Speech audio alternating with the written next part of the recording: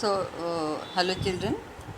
As you have told me, I'm going to send you these notes by WhatsApp. So don't worry, on school WhatsApp group, you're going to get these notes. But right now we are doing, starting with the third lesson of economics, and the name is money and inflation. Okay. So see, as you go on reading the lesson, if you have the books, you will realize that whatever questions are getting formed in each para, that way I'm going to discuss this lesson with you. So first thing is that from the first para, the first question that we are getting is why is money required? Why should anybody need money? तो वो उसका answer क्या हम लिखेंगे? Money is at the centre of all economic activities. Economic activity you understand ना, जहाँ पैसे का लेन देन होता है उसी को क्या बोला जाता है? Economic activity. कोई चीज़ खरीदनी होती है तो कौन है उसके सेंटर में? मनी है ना. पैसा देने के सिवा तो कुछ नहीं मिल सकता. तो ये MCQ में भी आप मार्क कर लो, money is at the centre of all economic activities. ठीक है. तो to satisfy individual needs, everyone needs money to buy goods and services. Mainly, why do we need money? To buy goods and services. So money is required as the medium of exchange. Exchange किस चीज़ का होता है? एक हाथ से आप कोई goods लेते हो, जैसे वेफर का पैकेट ले लिया, दूसरे हाथ से आपने उतना पैसा दे दिया, तो क्या एक्सचेंज किया? वेफर के पैकेट के साथ मनी का एक्सचेंज हो गया. ऐसे सर्विस भी है, कोई भी आपको लेनी है तो भी क्या देना पड़ता है? पैसा देना पड़ता है. तो that is the money is the medium of exchange. And money also stores value for saving. जैसे आप कोई भी करेंसी की नोट देखोगे ना, तो what is written on it? कि the governor sign is there and it is written कि I promise to pay you this much money. 100 rupees के नोट पे लिखा होता है I promise to pay you 100 rupees. तो that currency is storing how much value? 100 rupees की value. ठीक है. तो अभी पुराने ज़माने में क्या था? Money was not there. तो at that time people were doing mutual exchange of goods and services. तो उस टाइम पे इकोनॉमिक एक्टिविटी तो एक तरह से चलती थी, लेकिन वो किस तरह चलती थी? एक्सचेंज. अभी हमने क्या बोला? वेफ़र के पैकेट के बदले एक्सचेंज हो गया वेफ़र का पैकेट और मनी. लेकिन उस टाइम पे क्या होता था? वेफ़र के पैकेट तो थे ही नहीं, तो उस टाइम पे राइस के बदले वीट, इस तरह का mutual exchange of goods and service होता था. तो और ये म्यूचुअल एक्सचेंज क्यों होता था, इसका हम आंसर लिखने वाले हैं कि ह्यूमन नीड्स आर अनलिमिटेड. एक इंसान सिर्फ राइस खा के ही can not live. He also needs wheat, he also needs milk, he also needs ghee. तो human needs are unlimited. He also needs clothes, he also needs shoes. तो ये human needs कैसी होती है? अनलिमिटेड होती है. One human being can not produce everything. उस time पे ज़्यादातर एग्रीकल्चर था, तो एक ही इंसान राइस, पल्सेस सब एक ही खेत में नहीं उग सकते, तो उसका एक ही कुछ प्रोड्यूस होगा, बट बाकी की चीज़ों के लिए उसको दूसरे के पास जाना पड़ेगा. टू सेटिस्फाई हिज वांट्स और needs a person has to do mutual exchange of goods and services. That is the answer why mutual exchange of goods and services is done. Now next thing we are going to understand is what is barter system. See, this very thing, the exchange of goods and services with goods and services without the exchange of medium of money, उसी को क्या बोला जाता है? barter system. तो ये बड़ा important question है इस लेसन का. ये पूरा ही लेसन इम्पॉर्टेंट है. तो इन एंशियंट टाइम हम अभी देख रहे हैं व्हाट इज़, हम पूरा आपका एक एक पेज की तरह ही जा रहे हैं. Whatever questions are getting from वही से हम उठा रहे हैं. तो what is barter system? In ancient time people satisfied their needs by exchanging goods and services with each other. Such a system of exchange where no medium of money is used is known as barter system. तो उसी को meaning की तरह हम क्या समझेंगे? barter system is a system of exchange of goods and services directly with other goods and services. है ना. गुड्स एंड सर्विसेज के बदले आपको क्या मिलेगा? पैसा नहीं मिलेगा, गुड्स एंड सर्विसेज ही मिलेगी. तो इस तरीके का जो होता है ये एक तरह से डेफिनेशन ही है बार्टर सिस्टम का. तो no medium of exchange is used, that means money is not used in barter system. तो ये व्हाट इज़ बार्टर सिस्टम समझ में आ गया. Next we are going to look at what are the limitations of barter system.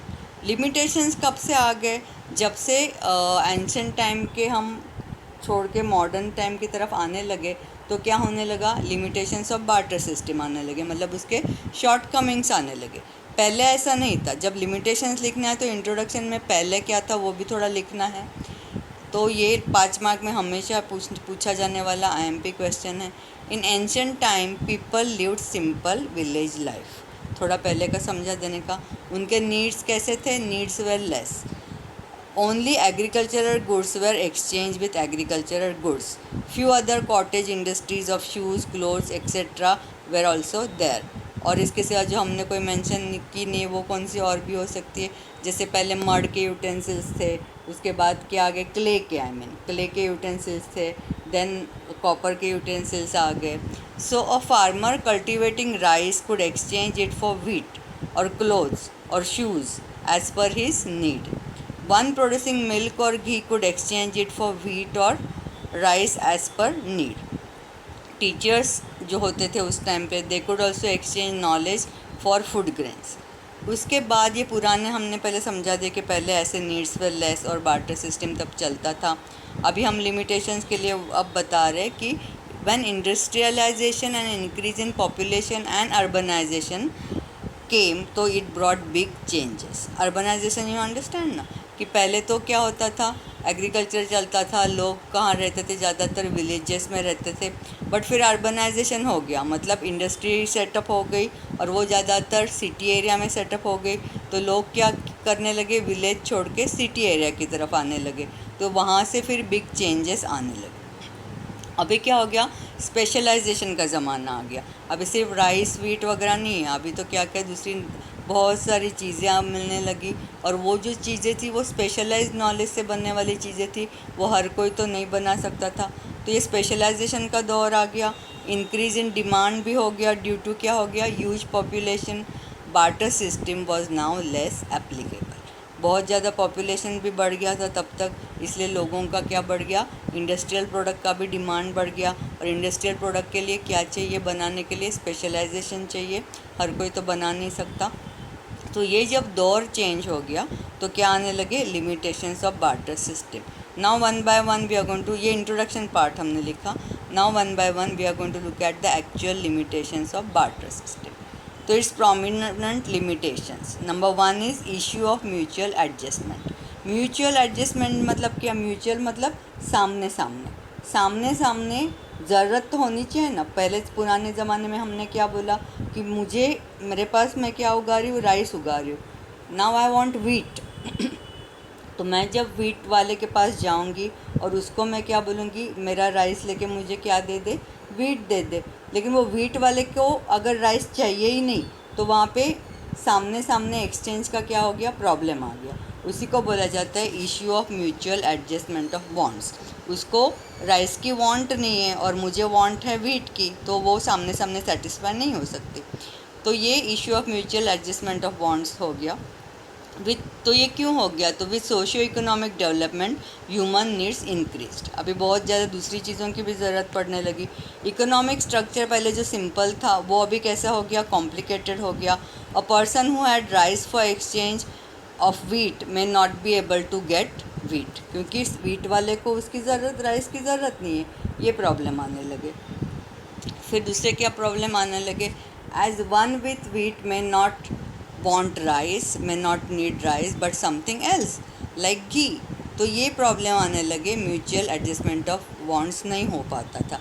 Difficulty in establishing mutual needs of each others goods and services made barter system, made barter difficult. Barter हो पाना मुश्किल हो गया, ये पहले problem आ गया। Certain indivisible goods, जैसे देखो अभी यहाँ पे तुमको मेन बात समझनी है, what is divisible goods and what is indivisible goods. जिसको हम डिविजिबल कौन से होते हैं, जैसे कोई भी फूड ग्रेन्स है तो आप वो 100 ग्राम 200 ग्राम इस तरीके से उसको डिवाइड कर सकते हो, किलो 5 किलो 10 किलो ऐसे उसको डिवाइड कर सकते हो। लेकिन इनडिविजिबल गुड्स कौन से होते हैं, अगर काऊ है, गोट है, हैन है, तो उसको क्या आप ऐसे इस तरीके से यू कैन नॉट से ना कि आई वॉन्ट हाफ अ काऊ, ऐसा नहीं हो सकता। तो वो इंडिविजिबल गुड्स में आ जाते हैं। सो ये पहले प्रॉब्लम हो गया म्यूचुअल अंडरस्टैंडिंग का। उसमें एक पॉइंट डिविजिबल इंडिविजिबल का भी देना है कि मेरे पास तो एक डिविजिबल गुड है कि जैसे राइस, लेकिन सामने वाले के पास गोट है तो वो इंडिविजिबल है, तो उसका तो टुकड़ा करके नहीं दे सकते, है ना।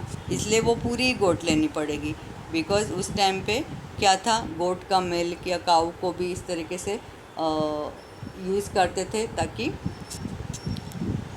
तो ये समझ में आ गया कि इंडिविजिबल क्या है, जिसको हम 100 ग्राम 1 किलो 2 kg में नहीं बांट सकते, उसको बोला जाता है इंडिविजिबल गुड। तो वो है जैसे काऊ हो गया तुम्हारा, गोट हो गया, या ऐसा जो भी दूसरी चीज़ें हो सकती है। Difficulty in storing value, this is the second limitation of barter system. तो डिफ़िकल्टी इन स्टोरिंग वैल्यू क्यों हो गया, देखो value is the exchange value. यहाँ पे क्या है, वैल्यू किसको बोल रहे हैं हम, एक्सचेंज वैल्यू को हम वैल्यू बोल रहे हैं। तो farmer can exchange 2 kg rice for a pair of shoes और 2 kg rice for 2 kg wheat, इस तरीके से एक्सचेंज हो सकता है। But when productivity rose he had excess rice, जब क्या हो गया, मॉडर्न टाइम्स आ गए, मशीन्स वगैरह आ गए, ट्रैक्टर्स थ्रेशर्स आ गए, तो उसकी क्या बढ़ गई, प्रोडक्टिविटी बढ़ गई। अभी उसके पास अपनी ज़रूरत सेटिस्फाई करने के बाद बहुत ज़्यादा क्या है, एक्सेस राइस है, तो वो किस तरह से स्टोर करेगा, उसको क्या आ गया, प्रॉब्लम आ गया। तो problem of storing surplus goods arose, ये मेन प्रॉब्लम आ गया, और उसकी कोई सुविधा नहीं थी। Instant exchange had to be done due to lack of storing facility, storing facility नहीं, और ख़राब भी हो जाएगा जो एग्रीकल्चर गुड्स होता है, तो क्या करना पड़ेगा, इंस्टेंटली उसको किसी को उसको बेचना पड़ेगा, तो पैसा तो था नहीं उस टाइम पे, तो कैसे करेंगे, अदरवाइज सर्टन पेरिशेबल गुड्स में रॉट, तो ये प्रॉब्लम आ गया, डिफ़िकल्टी इन स्टोरिंग वैल्यू, ठीक है। तो वो उसको मेनली लिमिटेशन दूसरा ये हो गया। तीसरा है कि problem of measurement, problem of measurement में हम देखेंगे, as industrialization broad division of labour and specialization, अभी क्या हो गया, हर एक जन अलग अलग काम करने लगे, बहुत सारे कामों का बंटवारा हो गया और बहुत सारे काम स्पेशलाइजेशन से होने लगे, तो it become difficult to measure value of exchange. तो वैल्यू ऑफ एक्सचेंज हम कैसे मेजर करेंगे, तो ये थोड़ी डिफ़िकल्टी हो गई।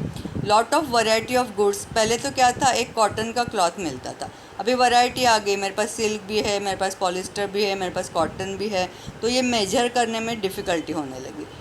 देखो अभी सपोज़ एक जन के पास क्या है, राइस है, ए में है और राइस एंड बी में है घी और टेक्सटाइल, है ना। तो एक हमने बोला कि ए के पास राइस है, बी के पास घी है, सी के पास टेक्सटाइल है, तो 20 kg व्हीट में भी इक्वल टू 1 kg घी। लेकिन अगर टेक्सटाइल की बात है तो वो कितने टेक्सटाइल के साथ इक्वल करेगा, वो उसको तुरंत समझ में आ नहीं सकता है, उसके लिए उसको काफ़ी सारा टाइम लग जाता था। तो अगर टेक्सटाइल में भी उसके पास वैरायटी है तो वो 1 kg घी equal to how much silk, how much cotton, how much polyester, तो इसके हर एक के क्या होते हैं, अलग अलग रेट्स होते हैं, इसलिए ये मेजरिंग बिकेम अ इशू।